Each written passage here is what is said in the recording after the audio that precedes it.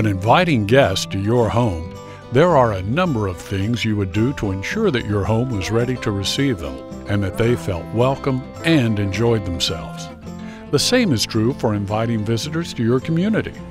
It's important that all the residents are prepared to welcome, accommodate, and entertain those visitors.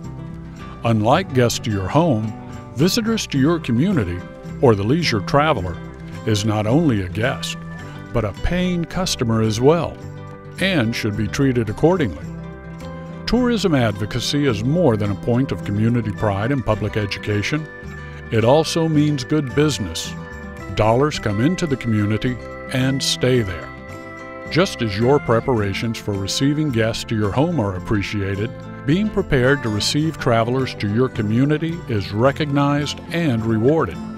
A good experience ensures not only a return visit, but also yields an enthusiastic ambassador for your community, who provides the best advertising that money cannot buy: positive word of mouth. Working with the University of Missouri Extension, you can conduct a community tourism readiness assessment, the first step in successfully attracting and introducing visitors to your community. You can also share lessons learned from those who have successfully developed tourism in their towns.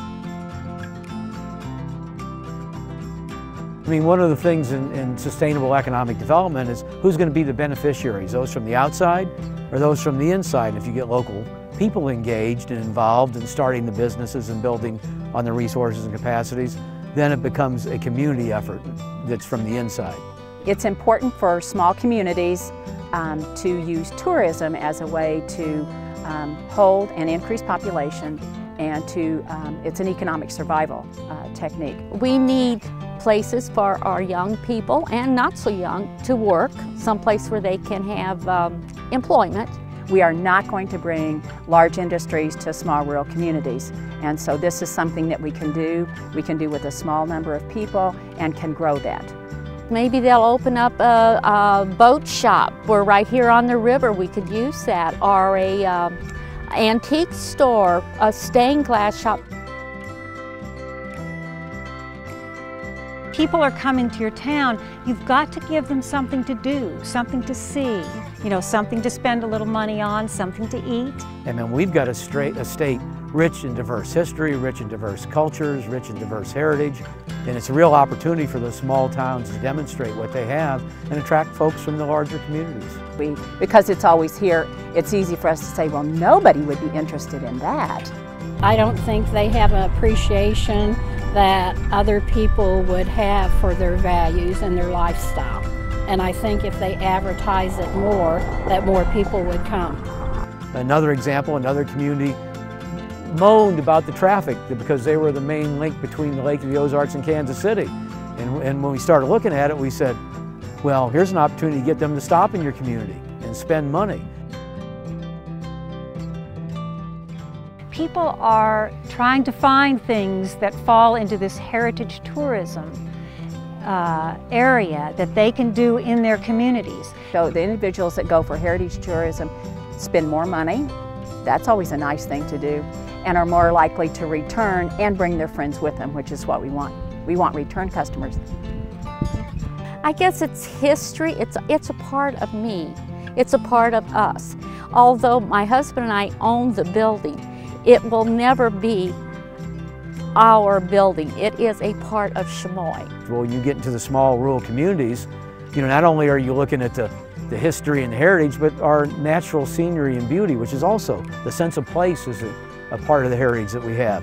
A lot of my seniors have been born and raised in cities and not been exposed to what we call a country environment.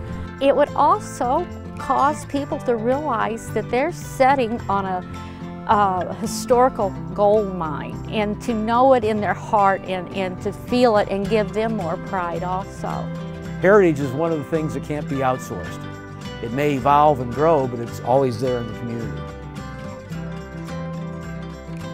So that when we have individuals that come, that we can share the other kinds of things that can be done in the area. They go to Herman, they go to Wynwood Winery, they'll go to Westphalia. I went to Columbia, spent the night there, and then I came down to Westphalia the next day. We visit St. Joseph's Church, the museum that they have there, and also we ate at Westphalia Inn. To me, that's the real value of communities working together and building on their each individual strengths, but instead of being competition, working together. We are ready to welcome people.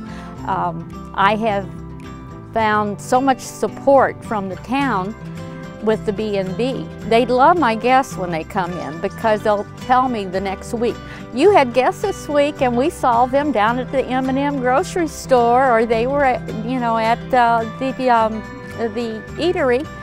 But most communities know the value of a bus coming into the community, because we not only pay for the hotel and our meals, but if they have stores or activities that the seniors really like, they'll drop a lot of money.